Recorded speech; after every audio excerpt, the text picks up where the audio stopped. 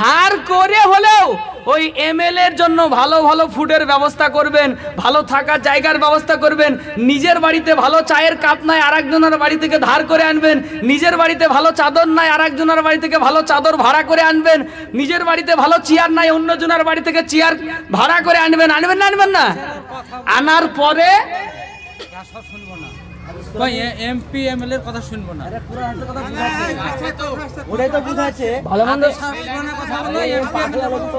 ভালো মন্দ বুঝেন কিছু?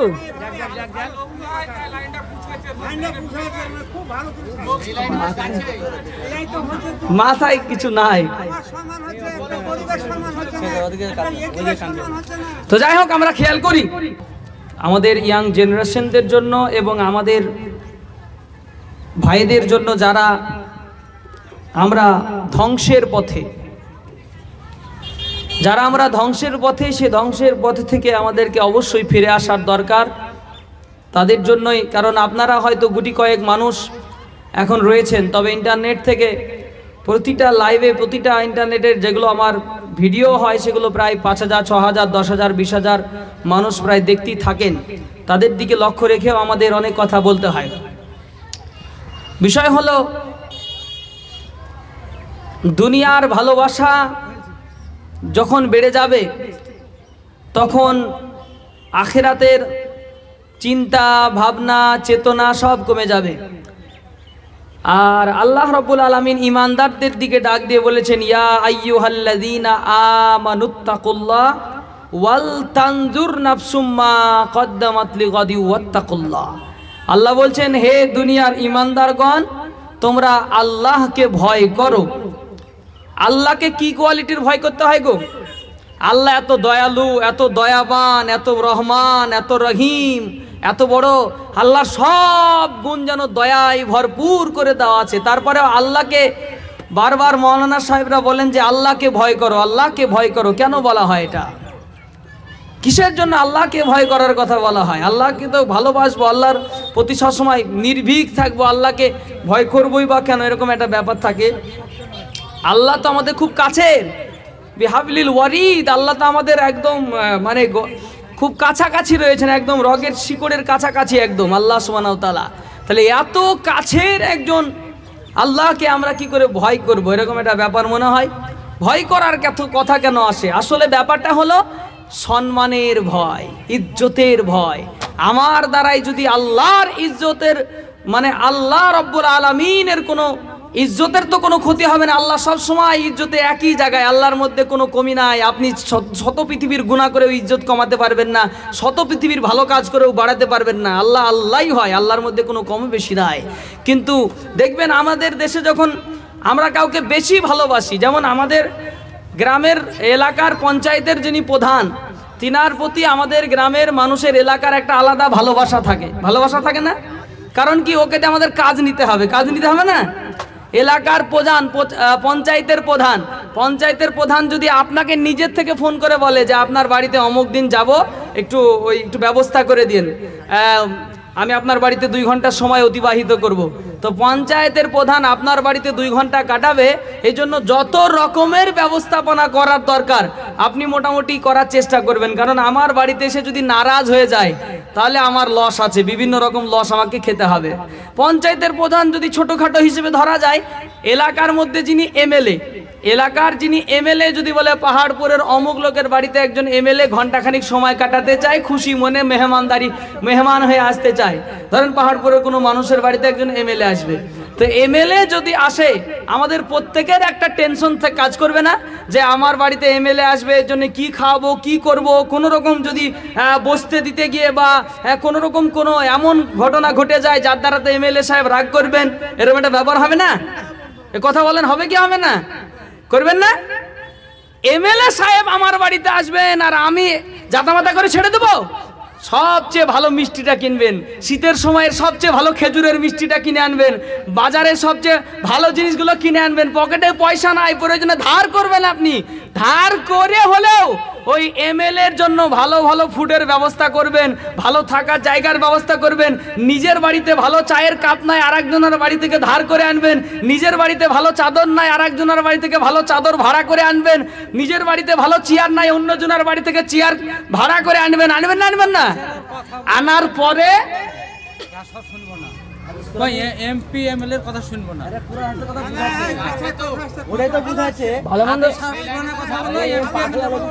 ভালো মন্দ বুঝেন কিছু?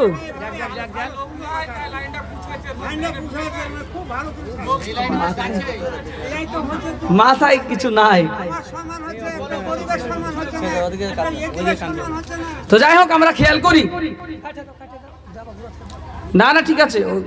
তো আল্লাহ রাব্বুল আলামিনের ভয় আমি বলতে চাইছি, আল্লাহর ভয়টা কেমন হওয়া দরকার। এটা তো খারাপ কিছু নয়। তো আমরা যখন কোনো একজন এমএলএ এমপি আমাদের বাড়িতে আসবে, আমরা তার বিরাট শ্রদ্ধা সম্মান ইজ্জত আমরা তার করি। ঠিক ওটা কেন করি? যে আমাদের দ্বারাতে কোনো রকমের এমন ঘটনা না ঘটে যায় যে এমএলএ সাহেব রাগ করে যাক, নারাজ করুক, খারাপ হয়ে যাক, চাই না। কারণ আমার কোনো না কোনো উপকার আছে এতে, আছে না নাই? ঠিক একই এরকম ভাবে মহান আল্লাহর ভয়টা এরকমই করতে হবে। আমার এশার নামাজের ওয়াক্ত হয়ে গেছে, এশার নামাজের জন্য আল্লাহ কোরআনে বলে দিলেন নামাজটা তো নির্দিষ্ট সময় হবে। ইন্নাস সালাতা কানাত আলাল মুমিনিনা কিতাবাম মাওকুতা। প্রত্যেকটা ইমানদারের জন্য নামাজকে নির্ধারিত সময়ের মধ্যে আল্লাহ তাআলা ফরজ করে দিয়েছেন। যতক্ষণ ওয়াক্ত থাকে এইটাই হচ্ছে আপনার নির্ধারিত নামাজের ওয়াক্ত। এই নামাজের মধ্যে আল্লাহ রাব্বুল আলামিনের বান্দাকে একজন মসজিদের মধ্য থেকে, গ্রামের এলাকা থেকে একজন মুয়াজ্জিনকে ফিট করা হয়, হয় না? হয় না? একজন মুয়াজ্জিনকে ফিট করে বলা হয় আল্লাহু আকবার, আল্লাহু আকবার, এরকম করে আজান দেওয়া হয়। আল্লাহু আকবার বাংলা অর্থ হলো আল্লাহ সব চাইতে বড়, আল্লাহ ইজ দ্য বিগেস্ট। আল্লাহর ডাক পড়েছে, আল্লাহ বলছে বান্দারে তোমার দেশের মেম্বার প্রধান যদি তোমারে ডাক দেয়, তার জন্য তুমি একদিন আগে থেকে রেডি হতে থাকো। আর আমি আল্লাহ তোমার মেম্বারের মতো নয়, তোমার দেশের প্রধানের মতো নয়, তোমার দেশের মুখ্যমন্ত্রীর মতো নয়, প্রধানমন্ত্রীর মতো নয়, সারা পৃথিবীর মন্ত্রীর মন্ত্রী, সারা পৃথিবীর বাদশার বাদশার বাদশাহ আমি আল্লাহ রব্বুল আলামিন যখন বলি আমার সঙ্গে আজকে ফজরের সময় দেখা করতে হবে, আমার সঙ্গে আজকে আসরের সময় দেখা করতে হবে। আসরের সময় আল্লাহর সঙ্গে দেখা করার সুযোগ আছে কি সিস্টেমে? আল্লাহর নবী বিশ্ব নবী সাইয়্যিদুল মুরসালিন শফিউল মুজনিবিন রাহমাতাল লিল আলামিন নবী বলছেন বান্দারে তোমাদের মধ্যে যখন কেউ মসজিদে গিয়ে কাতারে নামাজের জন্য দাঁড়ায় যায়, আস-সালাতু মি'রাজুল মুমিনিন, হাদিসের মধ্যে এসেছে প্রত্যেকটা ইমানদারের নামাজ আল্লাহর সঙ্গে মিটিং হয়ে যায়। বলেন সুবহানাল্লাহ। প্রতিটা নামাজ কি হয় বলেন? আল্লাহর সঙ্গে মিটিং হয়। নবীজি বলে গেছেন তোমরা যদি আল্লাহর সঙ্গে দেখা করতে চাও, আল্লাহর ডাকে যদি সাড়া দিতে চাও, রেগুলার তোমাদেরকে আল্লাহ ডাক দিয়েছেন, আল্লাহ বলেছেন আমার সঙ্গে মিটিং করতে হবে, আমার সঙ্গে দেখা করতে হবে। তোমার দেশের এমপি, তোমার দেশের এমএলএর ডাক পড়লে যদি তুমি 3 দিন আগে থেকে প্রস্তুতি নাও, তোমার পাড়াতে যদি একজন বড় নেতা আসে, মুখ্যমন্ত্রী আসে, 4 দিন আগে থেকে প্যান্ডেল বানিয়ে রেডি করতে হবে। হবে না? হবে না? আজকে যেমন আমরা বক্তা এসেছি, আজকে বড় বড় বর্ধমান থেকে বক্তারা আসবেন, ওনাদের জন্য গত 2 দিন থেকে প্রস্তুতি চলছে না? শুধু প্যান্ডেল প্রস্তুতি 2 দিন লাগছে না? তো 2 দিন যদি আমাদের মতো সাধারণ মানুষের জন্য 2 দিন থেকে প্রস্তুতি চলে, ও বান্দা কেন বোঝো না? আখিরাতে কিয়ামতের দিনে তোমাকে একটা বড় লম্বা সময় কাটাতে হবে। একটা দিন হবে 50,000 বছরের দিন। ওই লম্বা সময়ে ভালো থাকার জন্য এখন থেকে কি তোমাকে প্রস্তুতি নিতে হবে না? আমার কথা বুঝতে পারছেন না? সামান্য একটা অনুষ্ঠান তোলার জন্য যদি এত বড় প্রস্তুতি হয়, কিয়ামতের দিনে সেই দিন তোমার ভালো থাকার জন্য কত বড় প্রস্তুতি লাগবে। আল্লাহ ডাক দিয়েছেন, আল্লাহর বান্দাকে বলছেন আল্লাহ যে আকিমুস সালাত, বান্দা তুমি নামাজ কায়েম করো। অর্থাৎ নামাজের জন্য অনুষ্ঠান করা হয়েছে। এই অনুষ্ঠানে আমি আল্লাহ বসে বসে দেখব তোমরা কারা আমার সঙ্গে মিটিং করতে আসছো। যারা আমার সঙ্গে মিটিং করবা তারাই আমার সঙ্গে ফিটিং হয়ে যাবা। যারা আল্লাহর সঙ্গে করবে মিটিং তারাই হবে পুরাপুরি ফিটিং। আর যারা আল্লাহর সঙ্গে মিটিং করে ফিটিং হয়ে যাবে, তারাই জান্নাতের জন্য সেটিং হয়ে যাবে। হবে না? হবে না? আর যদি আল্লাহর সঙ্গে তোমার মিটিং না থাকে, আল্লাহর সঙ্গে তোমার যদি ফিটিং না থাকে, জান্নাতের সঙ্গে তোমার কোনো সেটিং থাকবে না। এই জন্যই তো বিষয়টা বোঝানোর চেষ্টা করছিলাম। সামান্য পৃথিবীর একটু পদওয়ালা, একটু তার পদ বেড়ে গেছে, একটা বিশাল পদ পেয়েছে, এই পদের কারণে বান্দারে, ও দুনিয়ার মুসলমান শুনে নাও, সামান্য পদের কারণে তাকে আমরা এমন চোখে দেখি, অথচ মহান আল্লাহ রব্বুল আলামিন তার ডাকে আমরা সাড়া দিতে ভুলে যাই। কালকে যদি বড় একটা মিছিল হয়, ও মুসলমান জাতি বুকে হাত দিয়ে বলো, কালকে যদি একটা বড় মিছিল হয়, সেটা তৃণমূলের হোক, চাই সেটা কংগ্রেসের হোক, চাই সেটা সিপিএম এর হোক, যেখানকার মন সেখানকার হোক, কালকে যদি বড় একটা মিছিল হয়, সেই দলের যারা কর্মী হবে, সেই দলের যারা মহব্বতকারী হবে, সারাটা দিন তার পিছনে লাগিয়ে দেবে। আজান দেওয়ার সময় মুসলমানের কানে আজান ঢুকবে না। এই কথা বলতে গিয়ে যদি বড় কষ্ট লাগে, বড় খারাপ লাগে, নাথিং টু ডু, কিছু করার নাই। কারণ আল্লাহ রাব্বুল আলামিনের চাইতে বান্দার ভালোবাসা যদি বেশি হয়ে যায়, জান্নাত তোমার জন্য পরিষ্কার হারাম হয়ে যাবে। শুধু আল্লাহর ভালোবাসা তো দূরের কথা, আল্লাহর ভালোবাসা তো অনেক দূরের কথা।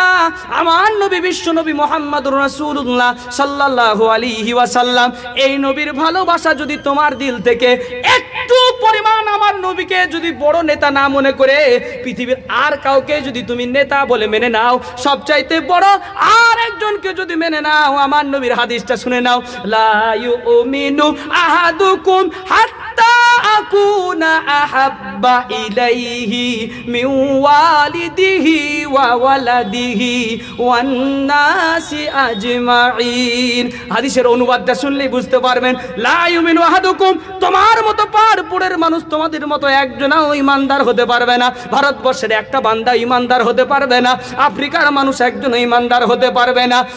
যেই দেশে আমার নবীর জন্ম, ওই মক্কা মদিনার একজনও তোমরা ইমানদার হতে পারবে না।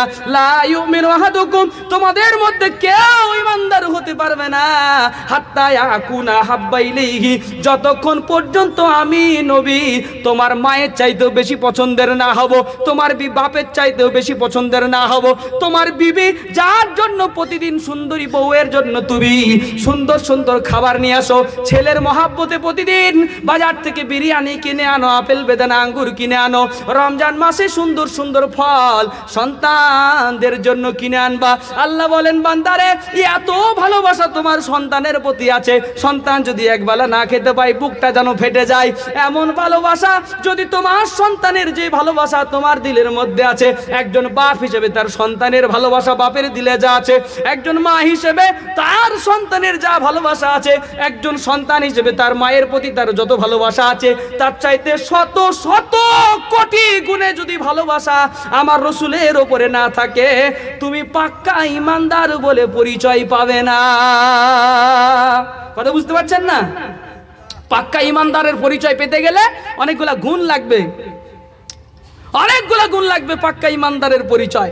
পাক্কা ইমানদারের আর এক পরিচয় শুনে নাও, তোমাদের মধ্যে যারা গালি গালাজ করে, আমার নবী বলছেন তারা আমার দলের মধ্যে পড়ে না। যাদের মুখের কথায় কথায় গালি গালাজ করে, মা তুলে গালি দেয়, বোন তুলে গালি দেয়, দেখবেন আর কাউকে গালি দিতে ভালো লাগুক আর না লাগুক, নিজের বিবিকে বেশি বেশি মা তুলে গালি দেয়, মা তুলে গালি দেয়, বোন তুলে গালি দেয়, দেয় না?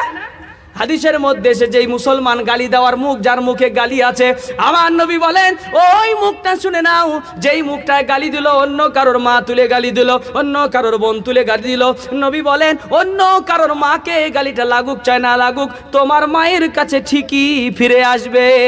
একটা টেনিস বল যদি আপনার দেওয়ালে ছুঁড়ে মারা হয়, টেনিস বলটা যেমন আবার ঘুরে চলে আসে, একটা প্লাস্টিকের বল যদি দেওয়ালে ছুঁড়ে মারা হয় আবার যেমন ফিরে চলে আসে, ঠিক ওই রকম করে কোন মুসলমান যদি কোন মুসলমানকে অন্যায়ভাবে গালিগালাজ দেয়, তাহলে ওই গালিগালাজগুলো সব তারই দিকে ফিরে যায়। কারোর বাপের নাম তুলে গালি দিলে তোমার বাপকে লাগবে, কারোর দাদুর নাম তুলে গালি দিলে তার দাদুকে লাগবে, কারোর বংশের নাম তুলে গালি দিলে তোমার বংশকে আগে লাগবে। আপনার মাকে গালি দিলে কেমন লাগে বলেন তো? আপনার বউয়ের মাকে গালি দেন আপনি? আপনার মাকে যখন পাড়ার লোকে পাল পাড়ায় ধরে গালি দেয়, তখন বলেন না মেরে মুখ ফাটিয়ে দেবো, তা বলেন না? সেদিন কেন বলেন?